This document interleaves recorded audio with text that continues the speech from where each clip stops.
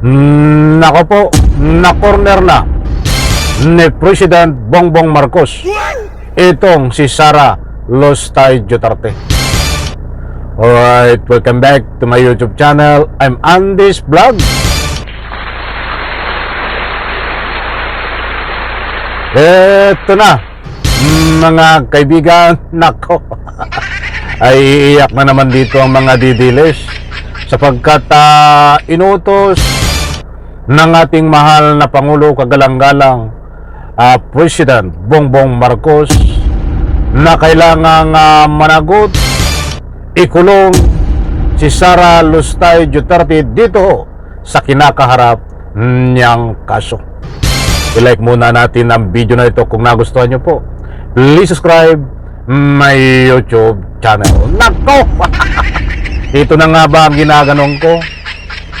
Taong 2026. Kung hindi man sila inabot ng nagpasko sa kulungan, ang pagkalipas ng Pasko naman sila makukulong.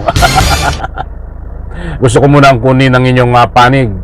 Mga mahal kong taga-subaybay, open ho ang comment section.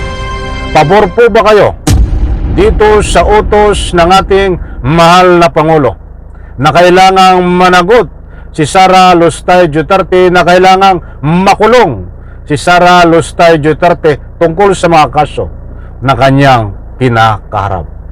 Bukas ho ang comment section, may karapatan ho kayo na magbigay ng anumang public opinion, basers man o hindi. Eto na! Kumalakpak nga muna tayo, palakpakan muli. O magagalit na naman sa inyo ang mga didilis niya. Bakit kayo pumapalakpak? Ay makukulong na si Sara Lustay Duterte. Mga kaibigan, huwag po kayong alis. Ito ho, ibabagi ko po sa inyo na mainit-init pa na buhat sa Malacanang na matinding utos, ultimatum para panagutin si Sara Lustay Duterte sa kanyang mga pagnanakaw di umano ng pera ng taong bayan. Ako, ay matindi ho ito, mga kaibigan. Ito, ibabahagi ko po sa inyo. Hindi po sakop ng ang pagsasampa po ng impeachment complaint ng anumang grupo ay hindi po to sakop ng Pangulo.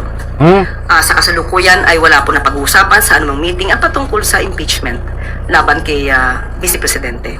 Pero ang tugon ng Pangulo sa lahat, ito po'y para sa lahat. Ang dapat managot ay dapat managot.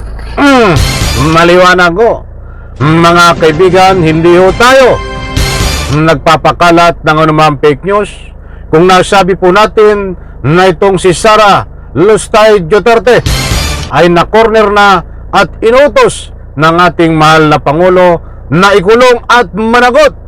Ay maliwanag naman ho, mga mahal kong taga-subaybay, yan ho sa binitawan ni Undersecretary na si Claire Castro na ang utos ng Pangulo ay walang sinisino, kailangang managot ang mga sangkot at ikulong sa mga matitibay na ebidensya nagbabase. Ay sino ang sangkot, mga kaibigan? Siyempre, kasama diyan na sangkot si Sara Lustay Duterte sa pagnanakaw di umano ng pera ng taong bayan.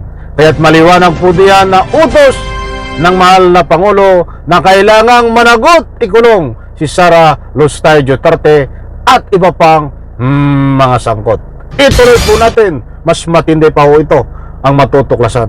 Hindi po magkakaroon ng pagkakaisa kung may naiiwang issue na dapat na sagutin. So sa ngayon muli, hindi po sakop ng Pangulo kung sino man po ang magsasampa ng impeachment complaint laban sa Vice Presidente. Pero wala po ba siyang power na kausapin yung sa camera para naman maiwasan na ulit yung kagaya ng nangyari since parang yung impeachment against BP Sara last year 2025 para it's a failure impeachment. Ito ang matinding sagot ng Malacanang kaabang-abang. Huwag niyo pong kaligtang pakinggan, panoorin ang sagot ng Malacanang sa matinding katanungan na ito. Nako, ito. Failure impeachment. On our part, we cannot say that it's a failure impeachment. There's still an ongoing pending case before the Supreme Court. Well, anyway, muli sasabihin natin, ano man ang mangyari po tungkol sa impeachment, yan naman po ay nasa jurisdiction po ng Kongreso at ang kung sino man po ang magsasapa ng kaso na yan ay hindi po makikialam ang Pangulo. At muli, ulit-ulitin natin, ang Pangulo po, ang nais po niya, managot. Ang dapat na managot. Napakalinaw mga kaibigan, ang sabi ho at utos ng ating mahal na Pangulo, Bongbong Marcos, inulit-ulit ni Yusek Ter Castro na managot ang dapat managot na yan ho ay tinutumbok ay si Sara Lustay Duterte. Na-corner na ho. Pumapalag-palag pa si Sara Lustay Duterte dahil ho dito sa mga statement na yan. Nako, ay maglalabas na naman ho yan si Sara Lustay Duterte na mga taktika, strategy na laban sa gobyerno na isang uri ng pagpalag. Tingnan nyo, abangan nyo ang press conference. Magpapa-press conference yan eh. Si Sara Lustay Duterte, hindi man magpa-press conference, ay magpapa-interview yan na ang isasagot niya na isa na naman pangharas na walang katotohanan. Sino pa ang maniniwala sa iyo Sara Lustay Duterte? Tagasunod mo lang at ang sarili mo. Tingnan natin mga kaibigan. Alam ko nakuha nyo ang gusto kong ipunto.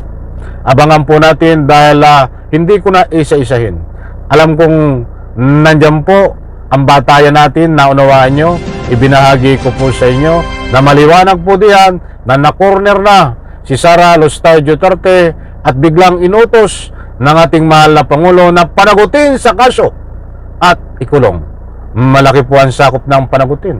Pag sinabing panagutin ka, ay ikulong. Siyempre, pag may kaso ka, may matibay na ebidensya, ang patutunguhan po, direct to the point tayo, ay siyempre ikulong. Alam ko, mga kaibigan, yung iba ay naiinip na. But hintayin po natin dahil marami ho itong kinakaharap. Mayroon pong kaso sa ombudsman tungkol ho din sa pagnanakaw ng pera ng taong bayan. Mayroon din pong kaso ito sa impeachment. Ay, naku ho, buhay na buhay po ang impeachment at dumadaan sa iba pang proseso. Hindi ko na po isa-isahin kung anong mga proseso yun. Alam kong nakuha nyo ang ibig sabihin ng ibinahay ko po sa inyo na may init pa na balita na ito. Abangan po natin, kaabang-abang ho ito. Isang like ko sa video na ito. Maraming salamat.